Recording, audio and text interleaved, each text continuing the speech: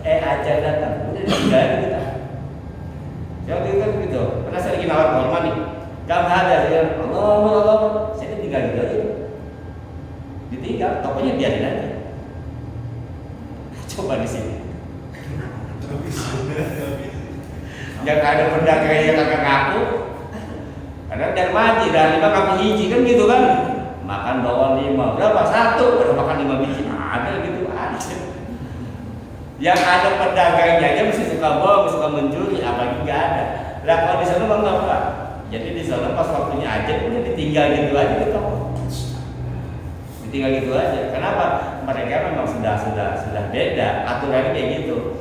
Tapi kalau ada toko yang buka, nih, udah aja nih toko buka, di penjara dia toko, penjara, udah aja nih masih buka, udah ada laskar yang datang polisi khusus, polisi masih taruh, diangkut yang dagang, ditutup di penjara. Cuma kalau ada pembeli yang mau dijual, ya siap-siap aja, tangan hilang aja, jadi makin bisa aman. Bisa dong? Coba di sini. Pak Bambang tuh. Aja tinggal aja Pak warungnya. Paling kerupuk hilang gitu deh. Nah, bisa dong nggak itu aman ya, saking aman itu makanya disebutkan suatu syariat. Jadi hukum Islam itu macam-macam. Kalau mencuri namanya kisah itu potong tangan. Ada yang namanya hukumnya hukum jilid. Kalau jilid itu dicambuk. Di Aceh itu kan dijilid kan dicambuk. Nah, dicambuk itu kalau orang yang bermaksiat gitu kan, mabok itu dicambuk. Jilid namanya. Ada yang itu rajam. Rajam itu badannya dipendem, tinggal leher doang, tembok kan lagi batu. Sampai apa? Sampai mati. Itu berajam. Nah, hukum ini sudah berlaku mulai zaman Nabi Musa. Zaman Nabi Musa hukum seperti ini sudah diberlakukan. Terus turun-temurun sampai menjadi adat kebiasaan. Nah, datang sahabat Isa Nabi Muhammad karena sudah banyak umat yang menimpa, datang Nabi Muhammad meneruskan ajaran yang telah lalu. Jadi Islam itu bukan datang membawa syariat baru, enggak, meneruskan dan melengkapi. Makanya ajarannya sama dari dulu sampai sekarang, tauhid, mengesahkan Allah.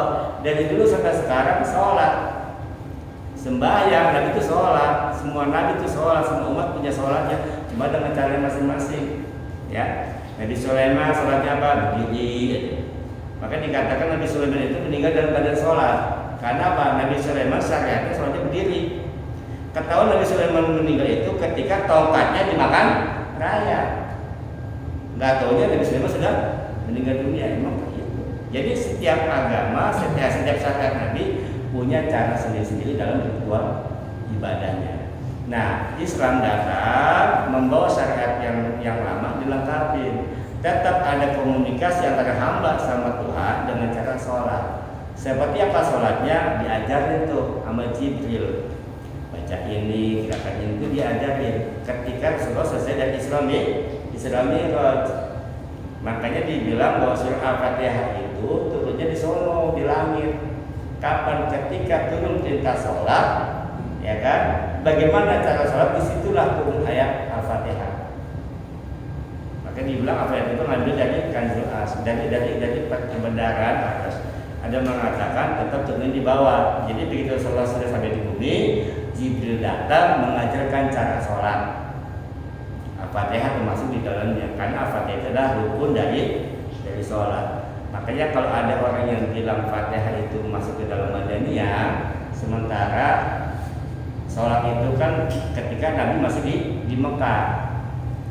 Ketika Nabi Isra Mi'raj, kapan Isra Mi'raj terjadi? Isra Mi'raj terjadi pada tahun 10 dari kenabian. Kan Isra Mi'raj terjadi ketika setelah Siti Khadijah dan Abu Thalib meninggal, kan gitu kan? Tahun 10 Hijriah. Sebagai bentuk healingnya Rasulullah Isra Mi'raj, ya, Isra Mi'raj. Nah, sebenarnya dulu ketika Rasulullah ingin dimi'rajkan oleh Allah, ada satu perjanjian antara Rasulullah sama Allah. Oke, saya mau naik ke atas, tapi saya ada permintaan. Apa? Kalau saya menghadap Allah langsung ke Sidratul Muntaha dalam mi'raj, saya pengen umat saya juga nanti mi'raj. Bukan cuma saya doang, tapi saya pengen umat saya pun mi'raj. Maka oke, disetujui, nggak apa-apa. Nah, bagaimana mi'rajnya umat Nabi Muhammad? Mi'rajnya dengan sholat. Maka dikatakan as-sholatu mi'rajul mu'min. Sholat itu adalah mi'rajnya umat mukmin, mi'rajnya orang-orang beriman. Maka sebenarnya ketika kita sedang sholat, kita sedang bermi'raj kepada Allah Subhanahu Wa Taala. Apa sih mi'raj? Itu menghadap Allah Subhanahu Wa Taala. Jadi kalau Rasulullah secara fisik zahir menghadap Allah, umatnya dikasih mi'raj dengan cara sholat. Maka sholat itu sebagai tali. Kemudian sholat itu diibaratkan sebagai tambang, Pak. Hablum minallah. Nah, kita beramal nih. Kita beramal nih, dikasih keranjang nih kan. Kita sholat, kasih jeruk, puasa, kasih terus, kasih jeruk, taruh semua di sini. Di keranjang. Nah, talinya itu adalah sholat.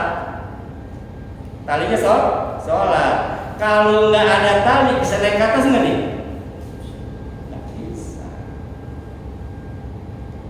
Makanya sholat itu menjadi patokan utama. Kalau ada sholatnya, semua amalnya naik. Tapi keranjangnya penuh, banyak jeruk, banyak buah-buahan, kagak ada tali, bisa naik ke atas nggak? Sama kita puasa, baca Quran, ngaji, tapi kagak sembahyang, amalnya kagak nyampe. Itulah logikanya kenapa sholat itu menjadi ukuran utama. Ida sholat puluh, ida pasadat saya berpuluh. Kalau sholatnya baik, maka dia lain itu. Tapi kalau nggak ada sholatnya, ya, karena sholat itu adalah satu-satu ibadah yang nggak bisa diganti. Umrah bisa dibadalin, haji bisa dibadalin, zakat kalau kita nggak punya uang, nggak punya harta, wajib nggak? Puasa kalau sakit wajib nggak? Enggak. Kalau sholat sakit wajib? Wajib, bagi sehat. Jadi sholat nggak ada urusan, nggak ada gantinya. Maka dia bilang ada rukun Islam, ada rukun Muslim. Rukun Islam 5, rukun Muslim 2. 1 syahadat, 2 sholat. Sholat itu udah nggak ada tawar-menawar, ya. Ada tawar-menawar. Baik, masuk ya. Wa qala al-insanu malaha, dan manusia berkata, lah ngapa ini bumi jadi begini? Mengapa bumi jadi begini? Nah, itu pada ayat berikutnya manusia bertanya nanti ketika terjadi guncang gitu kan, lah biasanya bisa tenang, ternyata terjadi guncang. Yani manusia merasa heran dengan keadaannya, padahal sebelumnya bumi ini tenang, kokoh serta menetap, dan manusia diam dengan tenang di atas permukaannya. Dengan kata lain, keadaan bumi menjadi sebaliknya. Saat itu bumi bergerak-gerak dan mengalami gempa yang sangat dahsyat. Bumi telah kedatangan perintah dari Allah Subhanahu Wa Taala yang memerintahkan kepadanya untuk berguncang dengan hebatnya. Bumi goyang loh, goyang. Bumi goyang. Karena memang perintah Allah Subhanahu Wa Taala. Kemudian bumi mengeluarkan semua orang mati yang terkandung di dalamnya dari kalangan orang-orang yang terdahulu dan orang-orang yang datang kemudian. Saat itulah manusia merasa heran dengan keadaan bumi, karena bumi telah diganti dengan bumi yang lain. Makanya nanti itu orang begitu bangun dari dibangkit dari Allah tuh heran loh. Udah enak-enak orang-orang alim nih, para ulama, para syuhada, para solihin yang dikubur sudah enak, udah makan-makan gitu kan, di tubuh VIP. Tapi dibangunin lah, ini di mana? Gitu kan, udah enak-enak, tahu-tahu dikuburin di padang mahsyar. Sama orang-orang yang biasa disisir, keplangin, gedor tiap hari ngomongnya kan, lu nggak salat asar, jeder, lu nggak salat johor, dia aja tuh tiap hari sampai kiamat. Bingung lah, kok ini malaikat teriak karena ngetokin gue. Dikumpulin tuh, waqala insanu ma, lah ada apa ya? Ya sebenarnya ada mau tanya dulu nggak? Ini karena panjang nih kan pembahasannya. Lanjut ya, nanti baru kita bahas lebih jauh. Nah kemudian ayat berikutnya apa tuh? Nah baca lah, pusing deh, kagak berbaca. Yauma idin tuhar itu akbar. Yauma itu hadisan